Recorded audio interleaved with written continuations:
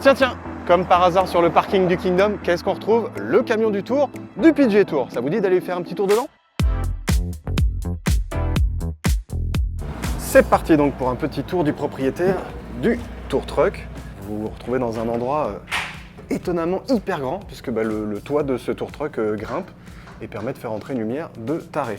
Là, on est vraiment dans l'espace, on va dire détente. C'est là où les joueurs viennent passer un peu de temps, prendre un petit café et surtout récupérer les choses qui sont dans leur locker. Par exemple, si vous vous appelez Tiger Woods, vous aurez ce locker-là et puis vous avez accès évidemment à votre petit cover qui va bien, à vos tees personnifiés, à vos gants, à tout ce qu'il vous faut. Pareil, si vous vous appelez Tommy Fleetwood, vous avez vos balles personnalisées, vos propres tees bleus avec votre petite inscription qui va bien.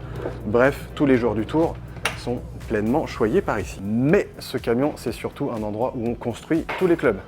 Là, c'est Wade qui est en train de travailler, ça fait 24 ans qu'il est chez TaylorMade et Wade est en train de travailler sur les prochains drivers de la marque. Je crois qu'il a un QI35 comme par hasard. C'est évidemment un endroit où on peut totalement personnifier tous les clubs de la gamme et vous vous doutez bien que dès qu'on ouvre un tiroir, ici on a tous les wedges à disposition. Ici c'est les machines pour coller les têtes et les shafts.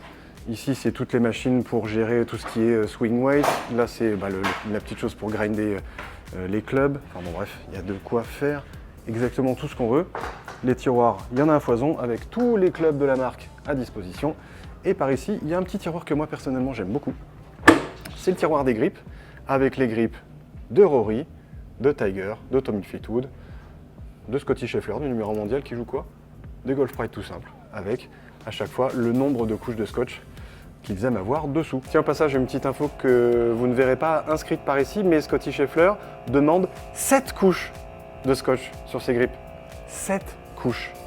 Alors là, c'est une machine un peu particulière, puisqu'elle permet non seulement de mesurer exactement les lofts des drivers qui sont montés dans le camion du Tour pour être certain que tout est OK par rapport aux demandes du joueur, mais en plus, la machine qui est juste en dessous permet de gérer les lies et les lofts un peu plus précisément et donc de quelque part tordre un peu les bois en fonction de ce que veulent les joueurs, enfin les bois de parcours évidemment.